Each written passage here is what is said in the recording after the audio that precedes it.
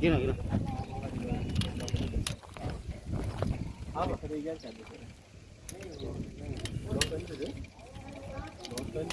નામ તમારું? નામ ફાતિમા. ફાતિમાબેન, શું સમસ્યા થઈ છે અહીંયા? ત્યાં અમારું મકાન છે ને બાજુમાં ટાવર નાખી છે. તો એ ટાવર નાખવા સામે તમને શું નુકસાન થાય છે, શું વાંધા છે? તમારી શું માંગણી છે? અમારી માંગણી છે કે અહીંયા ટાવર ના નાખે.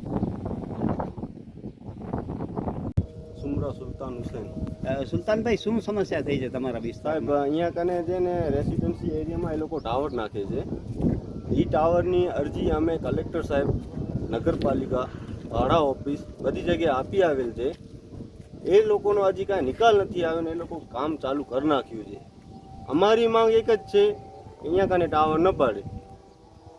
સોસાયટીના બધે જે પણ વ્યક્તિના પ્લોટ છે બધીની અરજી બધીની સહી બહી કરીને બધે અમે આપી આવેલા છીએ.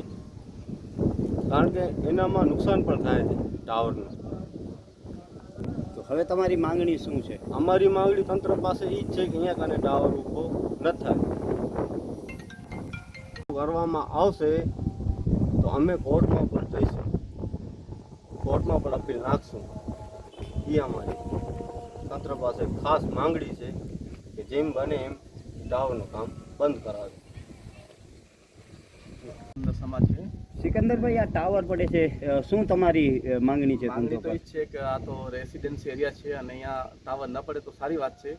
અને તકલીફ પડે છે આ તો ખબર નહીં કે નગરપાલિકા એનઓસી એ લોકોને કેમ આપી છે અમારી પરમિશન લીધા વગર. કારણ કે પરમિશન તો બધાની હોવી જોઈએ, પડોશીઓની પરમિશન. એનઓસી જ્યારે પરમિશન આપે પડોશી કોઈ ઓબ્જેક્શન ન પાડે ત્યારે ટાવર પડે.